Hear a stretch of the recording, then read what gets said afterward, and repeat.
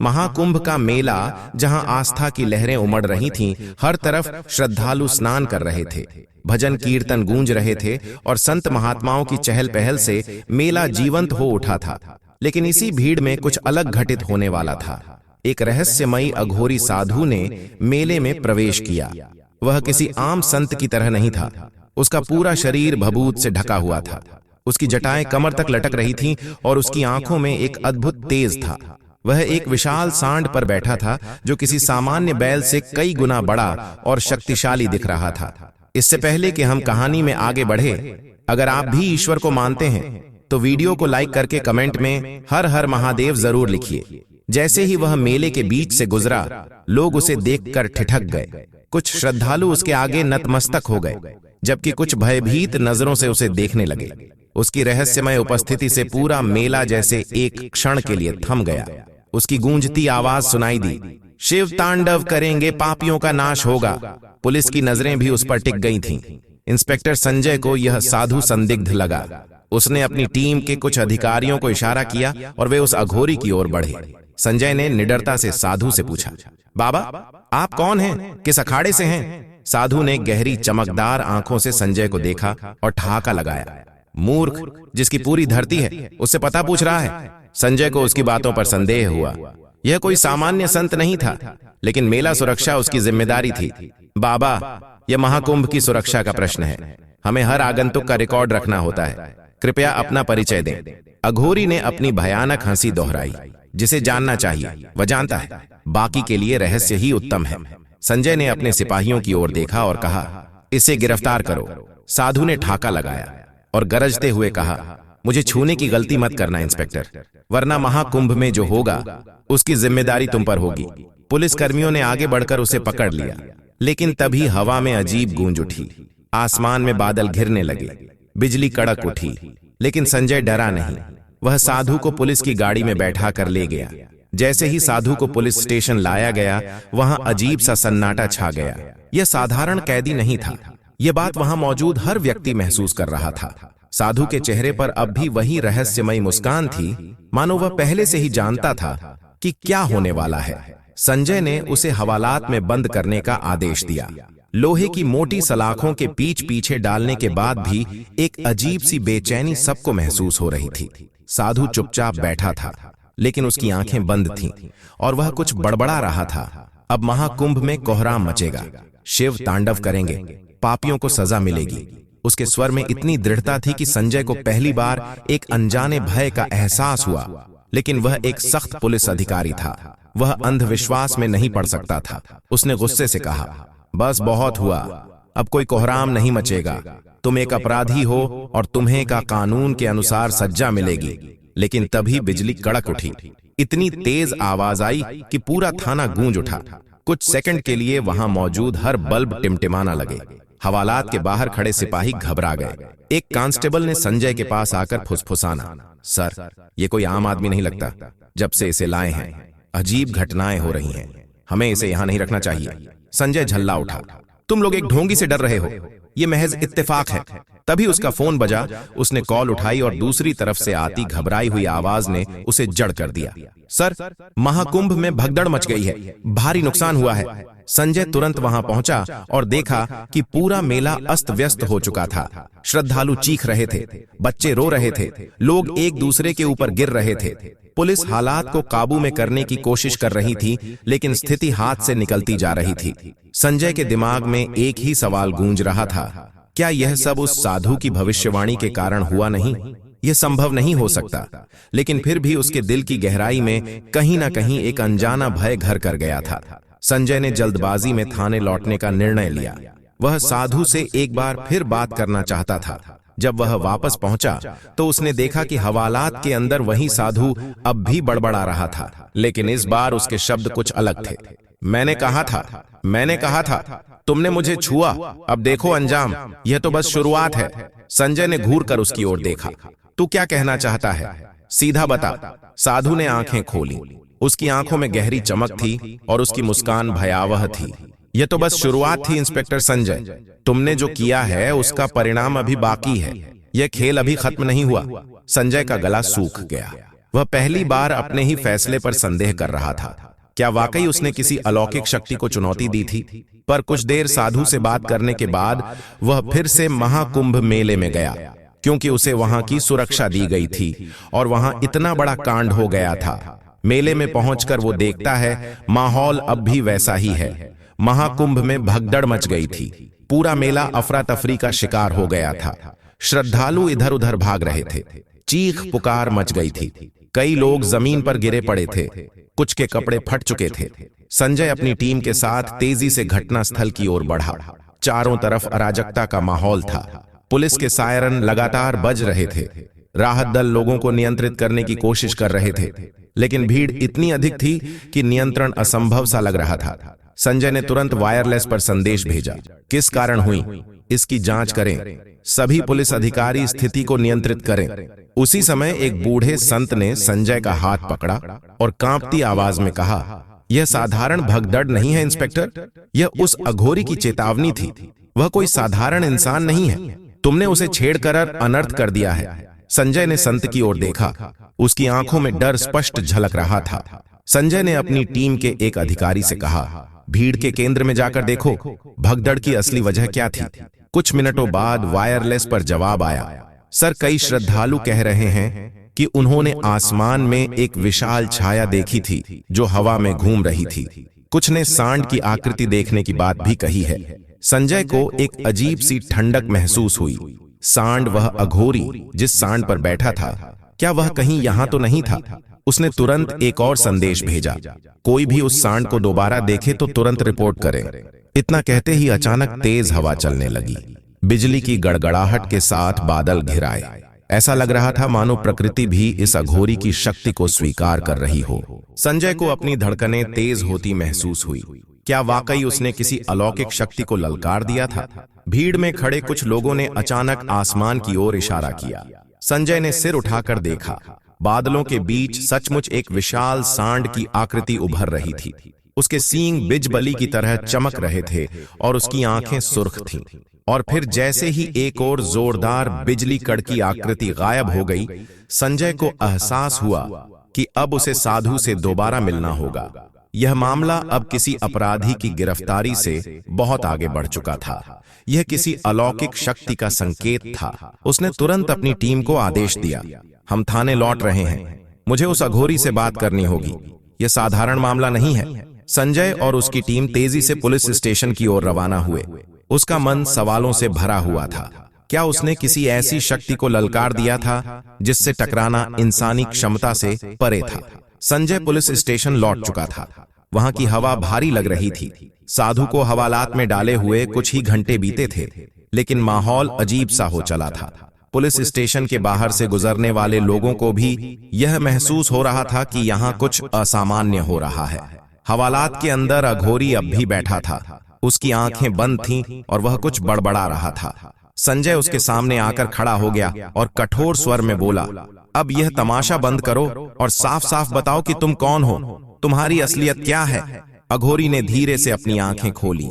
उसकी आंखों में अजीब सी चमक थी।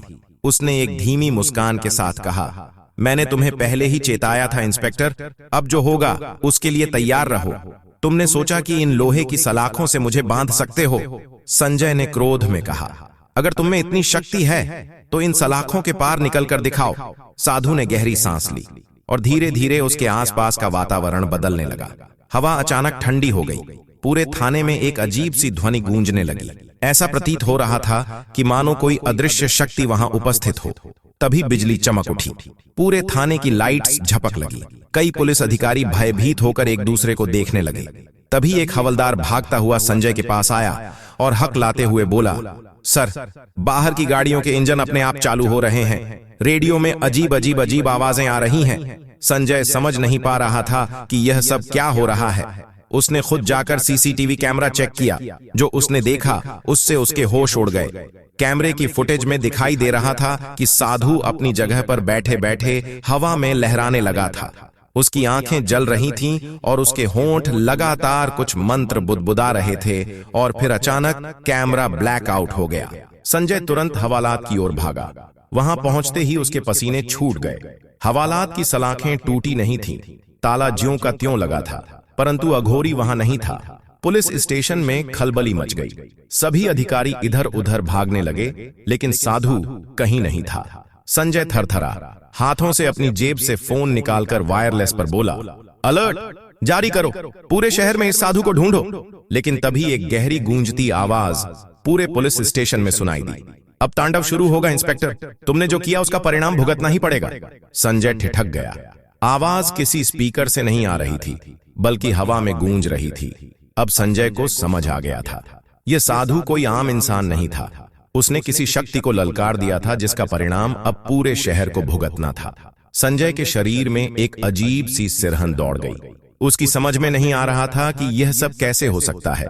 हवालात की लोहे की मोटी सलाखें वैसे की वैसे थीं। ताला टूटा नहीं था, लेकिन साधु वहां नहीं था। पूरे थाने में हड़कंप मच गया। पुलिसकर्मी इधर उधर भागने लगे।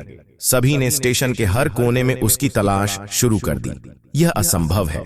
संजय ने बुदबुदा या उसकी अनुभवी पुलिसगिरी ने अब तक बहुत से अपराधी देखे थे, पर यह कुछ और ही था। तभी वायरलेस पर एक सिपाही की आवाज आई, सर, हमें थाने के बाहर लगे कैमरों में कुछ अजीब दिखा है, आपको इसे खुद आकर देखना चाहिए। संजय तेजी से कंट्रोल रूम की ओर भागा। वहां लगे मॉनिटर्स में रिकॉर्डिंग चलाई गई। स्क्रीन पर दिखा कि जेल के अंदर बैठे साधु का शरीर धीरे धीरे धुंध में बदलता गया और फिर हवा में घुल गया। यह कैसे संभव है? संजय की आवाज कांप गई। ये कोई कैमरे की गड़बड़ी तो नहीं? कांस्टेबल ने सिर हिलाया। नहीं सर, सभी कैमरे सही से काम कर रहे हैं। ऐसा कुछ भी पहले कभी नहीं हुआ। संजय के मन में अजीब सी बेचैनी बढ़ने लगी। वह समझ नहीं पा रहा था कि इस घटना को किसी साइंस से जोड़े या किसी चमत्कार से। तभी बाहर तेज हवा चलने लगी। बादल गड़गड़ा लगे, बिजली चमकने लगी। ऐसा लग रहा था मानो कोई अदृश्य शक्ति आसमान में तांडव कर रही हो। संजय के मन में एक अनजाना भय पनपने लगा। उसने कांस्टेबल को आदेश दिया, सभी थाने में तैनात सिपाहियों को बुलाओ, हमें हर कोने की तलाशी लेनी होगी। सभी पुलिसकर्मी हर जगह साधु को ढूंढने लगे। कोई स्टोर रूम में गया, कोई पिछली दीवार के पास, तो कोई मुख्य गेट पर नजर रखने लगा, लेकिन साधु का कोई नामो निशान नहीं मिला। थोड़ी देर बाद वायरलेस पर एक और आवाज आई, सर, मुख्य दरवाजे पर अजीब घटनाएं हो रही हैं, गेट अपने आप हिल रहा है। संजय तेजी से वहां पहुंचा। उसकी आंखें फटी रह गईं। भारी लोहे का गेट बिना किसी बाहरी दबाव के हिल रहा था, जैसे कोई अदृश्य शक्ति उसे धक्का दे रही हो। संजय ने गेट खोलने के लिए आगे बढ़े कांस्टेबल को रोका। कोई इसे मत छुए, पहले सीसीटीवी फुटेज फिर से देखनी होगी। कंट्रोल रूम में संजय ने पिछली कुछ घंटों की फुटेज खंगाली। एक खास चीज उसके ध्यान में आई। एक क्षण ऐसा था जब कैमरे की स्क्रीन झिलमिला लगी थी। उसी वक्त साधु गायब हुआ था। यह क्या हो सकता है? संजय ने खुद से सवाल किया। वह सोच ही रहा था कि तभी वायरलेस पर एक और कॉल आई। सर, हम बाहर सड़कों पर गश्त लगा रहे थे और कुछ राहगीरों ने बताया कि उन्होंने कुछ दूरी पर एक सांड को देखा है जिस पर कोई बैठा था। संजय का दिल तेजी से धड़कने लगा। साधु, उसने बुदबुदा, या हाँ सर, वह वही साधु लग रहा था, लेकिन जैसे ही हम वहां पहुंचे वह गायब हो गया। संजय ने तुरंत अपनी टीम को अलर्ट कर दिया। सभी टीमें चौकसी बढ़ा दें, आसपास के इलाकों में निगरानी रखें, हमें साधु को फिर से ढूंढना होगा। रात धीरे धीरे गहराने लगी। हवा में एक अजीब सा सन्नाटा था। पूरे थाने का माहौल बोझिल हो गया था। सभी पुलिसकर्मी सतर्क थे, परंतु एक अनजाना भय उन पर छाया हुआ था। तभी अचानक बाहर से किसी के चीखने की आवाज आई। संजय दौड़ता हुआ बाहर पहुंचा। क्या हुआ? उसने कांस्टेबल से पूछा। सर, बाहर खड़े संत बाबा बेहोश हो गए हैं, वे कुछ बड़बड़ा रहे थे। साधु तांडव विध्वंस। संजय ने संत को होश मिलाने की कोशिश की। कुछ ही क्षण बाद बाबा की आंखें खुली। उन्होंने कांपती आवाज में कहा, इंस्पेक्टर, अब देर मत करो। तुमने जिसे पकड़ा वह कोई आम साधु नहीं था। उसने स्वयं को प्रकट किया था, लेकिन तुमने उसे नहीं पहचाना। अब तांडव निश्चित है। संजय घबरा गया। क्या मतलब? वह कौन है? बाबा की आंखों में गहरा भय था। वह साधु नहीं, स्वयं काल का दूत है। उसे रोक नहीं सकते। तुमने उसे छेड़ा, अब उसका प्रकोप इस नगरी पर पड़ेगा। इतना कहकर बाबा फिर बेहोश हो गए। संजय पूरी तरह से स्तब्ध रह गया। उसने कभी सोचा भी नहीं था कि एक आम गिरफ्तारी उसे इस तरह के रहस्यों और अनसुलझी घटनाओं के जाल में फंसा देगी। लेकिन अब बहुत देर हो चुकी थी। साधु गायब हो चुका था और उसके संकेत साफ थे। तांडव अभी बाकी था। संजय के लिए यह घटना किसी पहेली से कम नहीं थी। वह जानता था कि उसे अब सतर्क रहना होगा। उसकी आंखों में एक नया संकल्प था, साधु की हकीकत जानने का। रात के सन्नाटे में जब पूरा शहर सो रहा था, संजय अपनी गाड़ी में बैठा और सीधा महाको मेले की ओर निकल पड़ा। रास्ते में ठंडी हवा चल रही थी और आसमान में बादल अब भी घने थे। ऐसा लग रहा था मानो कुछ बड़ा होने वाला हो। जैसे ही वह मेला क्षेत्र में पहुंचा, उसे दूर एक छाया दिखी। वह जानता था कि यह कोई आम व्यक्ति नहीं था। संजय ने अपनी गाड़ी रोकी और धीरे धीरे उस दिशा में बढ़ा। तभी बिजली कड़की और सामने वह अघोरी साधु अपने विशाल सांड पर बैठा हुआ प्रकट हुआ। उसकी आंखों में वही ज्वाला थी और उसकी उपस्थिति से वातावरण भारी हो गया। संजय ने धीरे से कहा, अब मुझे सच बताओ, तुम कौन हो और तुम्हारा उद्देश्य क्या है? साधु ने ठाका जी का कार्य कर रहा हूं। संजय का कलेजा धक से रह गया। साधु के शब्दों में एक अजीब दृढ़ता थी, जैसे कोई अनिवार्य सत्य उजागर हो रहा हो। संजय ने गहरी सांस लेते हुए अपनी पिस्तौल निकाल ली। अगर यह सब सिर्फ एक दिखावा है तो अभी समाप्त कर दो। तुम्हें कानून के आगे झुकना ही होगा, संजय ने ठोस आवाज में कहा। साधु ने फिर से हंसते हुए कहा, कानून यह मानवों के बनाए नियम मेरे लिए कोई मायने नहीं रखते। जो कुछ तुमने महाकुंभ में देखा वह केवल प्रारंभिक संकेत था। जो असली तांडव है वह अभी बाकी है। इतना कहते ही साधु ने आकाश की ओर हाथ उठाया और अचानक पूरा वातावरण बदल गया। बादल और घने हो गए, हवा की गति तीव्र हो गई और पूरा क्षेत्र भयंकर ऊर्जा से गूंज उठा। संजय ने खुद को स्थिर रखने की कोशिश की, लेकिन हवा का दबाव इतना बढ़ चुका था कि वह लड़खड़ा गया। तभी साधु का सांड जोर से गरजा और उसकी आंखों से रक्त लाल रोशनी निकलने लगी। संजय ने देखा कि मेले में खड़े लोग भी इस अजीब परिवर्तन को महसूस कर रहे थे। कुछ भय से भागने लगे तो कुछ वहीं खड़े रहकर मंत्रमुग्ध होकर साधु को देखने लगे। अभी भी समय है, इंस्पेक्टर साधु ने संजय की ओर देखते हुए कहा। मैं तुम्हें मौका दे रहा हूं कि तुम अपने मन में उठ रहे सवालों के उत्तर खुद ढूंढ सको। तुम्हें जानना है कि मैं कौन हूं, तो मुझे रोकने की जगह मुझे समझने का प्रयास करो। संजय ने अपना संतुलन बनाए रखते हुए दृढ़ स्वर में कहा, तुम्हारी पहेलियों का मेरे पास कोई महत्व नहीं है। मैं केवल यह जानना चाहता हूं कि तुम वास्तव में क्या चाहते हो। साधु ने मुस्कुराते हुए कहा, मैं चाहता हूं कि इस संसार को उसका फल मिले। पाप की इस धरती पर धर्म की पुनः स्थापना हो। जो अधर्म की राह पर हैं वे मिट जाएंगे, जो सत्य और न्याय की राह पर हैं वे सुरक्षित रहेंगे, परंतु जो इस विधि के मार्ग में आएगा वह स्वयं इसका भागी बनेगा। इतना कहते ही साधु ने जमीन पर अपनी लकड़ी की खप्पर गाड़ दी। अचानक जमीन के भीतर से कंपन शुरू हो गया और चारों ओर गूंजने लगी। मंत्रोच्चार की आवाजें। संजय को लगा जैसे यह किसी दूसरी दुनिया की ध्वनियां थीं। उसकी हथेलियां पसीने से भीग गईं, लेकिन उसने अपने डर को काबू में रखा। अगर तुम सचमुच शक्ति रखते हो, संजय ने साधु को चुनौती देते हुए कहा, तो यह साबित करो कि तुम केवल भय फैलाने के लिए नहीं आए हो। अगर तुम्हारा लक्ष्य धर्म की स्थापना है तो इसे सही तरीके से करो, ना कि डर से। साधु की आंखें चमक उठीं। उसने धीरे से कहा, तुम अब मेरी परीक्षा ले रहे हो। संजय, मैं तुम्हें एक और अवसर दूंगा।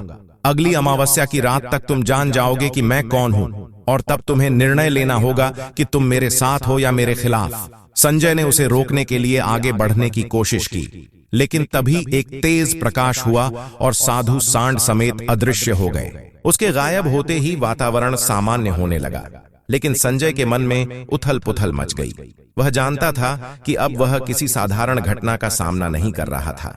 यह कुछ बहुत बड़ा था, कुछ ऐसा जो उसकी समझ से परे था। उसे इस रहस्य को सुलझाना ही था, इससे पहले कि सच में कोई तांडव हो जाए। साधु के अचानक गायब हो जाने के बाद संजय वहीं खड़ा रह गया। उसकी सांसें तेज चल रही थीं और मन असंख्य सवालों से घिरा हुआ था। उसने अपने पूरे करियर में कई रहस्यमय घटनाओं का सामना किया था, लेकिन यह मामला किसी भी तर्क से परे था।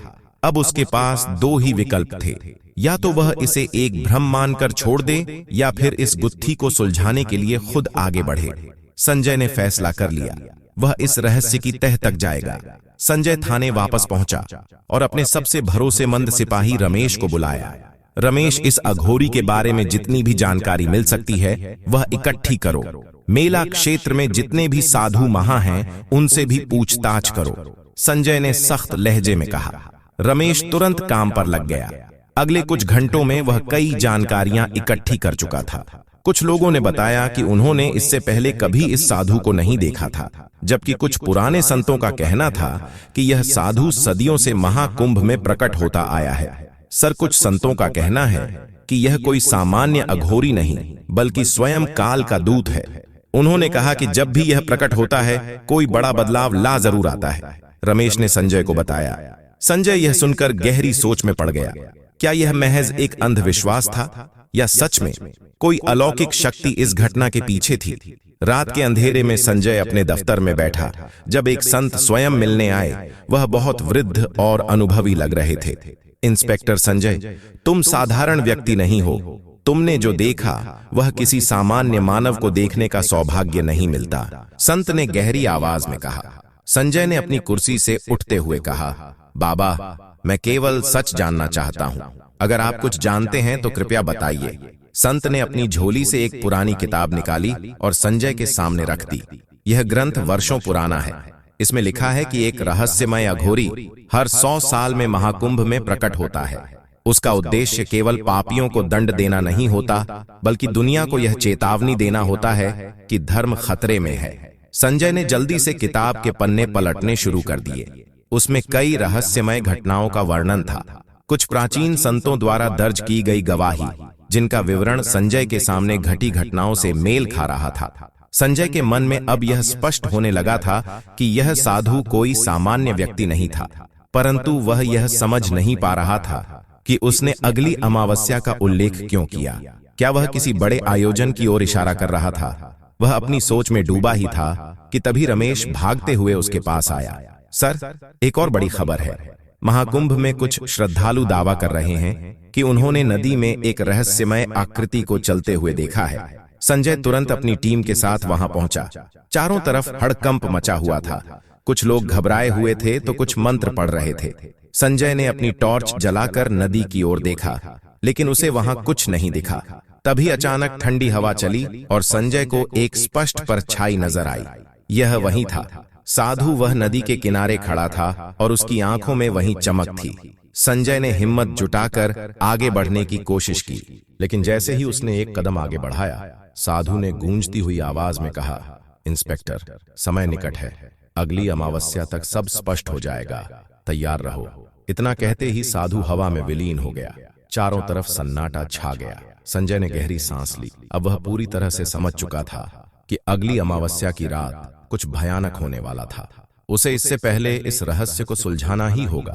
अगली अमावस्या की रात धीरे धीरे नजदीक आ रही थी। संजय के पास ज्यादा समय नहीं था। उसने महाकुंभ के कुछ पुराने संतों से मुलाकात की जो इस रहस्य को सुलझाने में उसकी मदद कर सकते थे। एक संत ने कहा, इस अघोरी को साधारण दृष्टि से देखना गलत होगा। यह प्रकृति के उन नियमों से जुड़ा हुआ है जो आम इंसान समझ नहीं सकता। संजय ने पूछा, तो हमें इसे रोकने के लिए क्या करना चाहिए? संत ने गहरी सांस ली और कहा, तुम इसे रोक नहीं सकते, केवल समझ सकते हो। यह शक्ति संतुलन स्थापित करने के लिए आई है। रात के समय संजय अपने कुछ पुलिसकर्मियों के साथ घाट पर मौजूद था। तभी अचानक तेज हवा चलने लगी और चारों तरफ धूल उड़ने लगी। बिजली चमकने लगी और अघोरी साधु पुनः प्रकट हुआ। इस बार उसकी उपस्थिति और भी भयावह थी। उसके चारों ओर एक तेज रोशनी का घेरा बन चुका था। संजय ने हथियार निकालते हुए कहा, अब इस खेल को खत्म करो। अघोरी मुस्कुराया और धीरे से बोला, यह खेल नहीं, विधि का विधान है। तुम इसे रोक नहीं सकते। इंस्पेक्टर, तभी नदी के पानी में हलचल होने लगी और लोग घबराकर पीछे हट गए। कुछ ही क्षणों में पानी से आग की लपटें उठने लगी। यह दृश्य देख संजय समेत हर कोई दंग रह गया। अघोरी ने आसमान की ओर हाथ उठाया और जोर से चिल्लाया, अब तांडव आरंभ होगा। संजय समझ चुका था कि अब समय बहुत कम बचा था। उसे जल्द से जल्द इस शक्ति को समझना होगा, वरना कुछ ऐसा घटेगा जो उसने कभी सोचा भी नहीं था। संजय की आंखों के सामने जो कुछ घट रहा था वह उसकी कल्पना से परे था। नदी के पानी से उठती आग की लपटें, आसमान में कड़कती बिजली और अघोरी का भयानक रूप, सब कुछ उसे चेतावनी दे रहा था कि यह महज कोई साधारण घटना नहीं थी, यह किसी शक्ति का प्रकोप था। संजय के हाथों से पसीना टपक रहा था। उसने अपनी पूरी पुलिस सेवा में कभी ऐसा दृश्य नहीं देखा था। उसके साथ ही पुलिसकर्मी भय से पीछे हट गए, लेकिन संजय वहीं खड़ा रहा। अगर तुम सच में शक्ति रखते हो तो मुझे बताओ कि तुम्हारा उद्देश्य क्या है? संजय ने अघोरी की ओर बढ़ते हुए पूछा। अघोरी ने गहरी मुस्कान के साथ कहा, मैं उद्देश्य नहीं, परिणाम हूं। जब अन्याय और अधर्म बढ़ जाता है तो मैं प्रकट होता हूं। इंस्पेक्टर संजय, तुमने मुझे रोकने की कोशिश की, लेकिन अब तुम्हें खुद इस खेल का हिस्सा बनना होगा। तभी हवा में गूंजती एक रहस्यमयी ध्वनि गूंजी और पूरा वातावरण थरथरा आने लगा। संजय को महसूस हुआ कि उसके शरीर में एक अजीब सी ऊर्जा बह रही थी। संजय की आंखों में अतीत की यादें चमक उठीं। उसने अपने जीवन में कई मामलों को सुलझाया था, लेकिन कभी सोचा भी नहीं था कि वह एक ऐसे रहस्य से टकराएगा जिसे विज्ञान से नहीं समझाया जा सकता। उसने खुद से सवाल किया, क्या वह गलत था? क्या उसे सच में अघोरी को गिरफ्तार नहीं करना चाहिए था? क्या उसने एक अनजाने संकट को न्योता दिया था? तभी अचानक अघोरी का स्वर गूंजा, इंस्पेक्टर, तुम्हारे पाप तुम्हारा पीछा कर रहे हैं। क्या तुमने कभी सोचा है कि जो अन्याय इस धरती पर हो रहा है उसके खिलाफ तुमने क्या किया है? तुमने अपराधियों को पकड़ा, लेकिन व्यवस्था को सुधारने के लिए क्या किया? संजय के मन में एक गहरा सवाल उभर आया। उसने कितने ही अपराधियों को पकड़ा, लेकिन क्या सच में अन्याय को मिटा पाया? यह विचार उसे झकझोर लगा। इसी बीच शहर में अजीब घटनाएं होने लगी। मंदिरों के घंटे अपने आप बजने लगे, पक्षी अजीब तरह से आकाश में चक्कर काट रहे थे और कुछ लोगों ने आसमान में अद्भुत छाया देखने का दावा किया। संजय के वायरलेस पर लगातार संदेश आ रहे थे। सारा शहर में भगदड़ मच गई है, लोग डर से इधर उधर भाग रहे हैं। संजय ने तुरंत जवाब दिया, शहर की सुरक्षा बढ़ा दो, किसी को भी घबराने मत दो, पुलिस सतर्क रहे। लेकिन वह खुद जानता था कि यह सब किसी आम घटना का हिस्सा नहीं था। संजय को पहली बार अपनी जिम्मेदारी का वास्तविक एहसास हुआ। उसने हमेशा अपराध के खिलाफ लड़ाई लड़ी थी, लेकिन क्या उसने सही दिशा में काम किया था? क्या उसने खुद किसी ऐसी शक्ति को ललकार दिया था जिसे समझना उसके बस में नहीं था? अघोरी ने उसकी आंखों में देखते हुए कहा, अभी भी देर नहीं हुई है संजय, तुम बदलाव का हिस्सा बन सकते हो, लेकिन तुम्हें समझना होगा कि व्यवस्था को केवल कानून से नहीं बल्कि न्याय से संचालित करना होगा। संजय कुछ कहने ही वाला था कि अचानक एक तेज प्रकाश फूटा और अघोरी फिर से हवा में विलीन हो गया। वातावरण शांत हो गया। नदी की आग बुझ चुकी थी, लेकिन संजय जानता था कि यह अंत नहीं था, यह सिर्फ एक नई शुरुआत थी। उसे अब अपने जीवन को एक नए दृष्टिकोण से देखना था। संजय अब तक की घटनाओं से पूरी तरह से हिल चुका था। महाकुंभ में जो हुआ वह किसी सामान्य घटना से परे था। अघोरी का रहस्यमय गायब होना, आसमान में गूंजती आवाजें और शहर में मची अफरा तफरी, यह सब उसे एक बड़े सत्य की ओर इशारा कर रहे थे। रात के अंधेरे में संजय गंगा घाट पर अकेला खड़ा था। उसके मन में अघोरी के अंतिम शब्द गूंज रहे थे, व्यवस्था को केवल कानून से नहीं बल्कि न्याय से संचालित करना होगा। संजय ने अपनी पूरी जिंदगी अपराधियों को पकड़ने में लगा दी थी, लेकिन क्या वह वास्तव में न्याय कर रहा था? उसने कितनी ही बार भ्रष्टाचार देखा, लेकिन उसे मिटाने के लिए कुछ नहीं किया। कितने ही निर्दोष लोग व्यवस्था की मार झेलते रहे और वह केवल कानून के अनुसार कार्य करता रहा। क्या यही उसका धर्म था? गंगा की लहरें ठंडी हवा के साथ बह रही थीं। संजय ने पानी में अपना प्रतिबिंब देखा और स्वयं से सवाल किया, क्या उसे अब सिर्फ एक पुलिस अधिकारी बनकर रहना चाहिए या एक ऐसा प्रहरी बनना चाहिए जो अन्याय के खिलाफ खड़ा हो सके? उसने गंगा को अपनी हथेलियों में लिया और प्रतिज्ञा की, अब से मैं न केवल कानून का पालन करूंगा बल्कि न्याय के लिए भी लड़ूंगा। किसी भी निर्दोष को कष्ट नहीं सहने दूंगा और पापियों को उनके कर्मों का दंड दिलवाऊंगा। इसी क्षण अचानक एक शीतल हवा चली। संजय को लगा जैसे किसी ने उसकी प्रतिज्ञा स्वीकार कर ली हो। उसकी आंखों में अब कोई संशय नहीं था। वह जानता था कि उसे क्या करना है, नए रास्ते की ओर। अगले ही दिन संजय ने अपने विभाग में बड़े सुधार करने शुरू कर दिए। उसने उन सभी मामलों को फिर से खोला जिनमें संदेहास्पद न्याय हुआ था। उसने अपने सहयोगियों को ईमानदारी और निष्पक्षता से काम करने की प्रेरणा दी। धीरे धीरे उसका प्रभाव पूरे शहर में महसूस किया जाने लगा। जो अपराधी पहले पुलिस से बचकर निकल जाते थे, वे अब सलाखों के पीछे थे। गरीबों और निर्दोषों को न्याय मिलने लगा।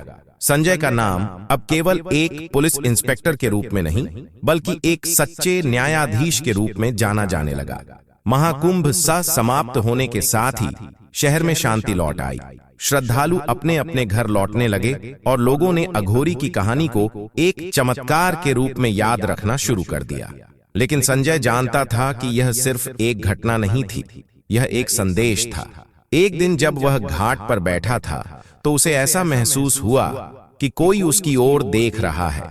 उसने चारों तरफ नजरें दौड़ाई, लेकिन उसे कुछ नहीं दिखा।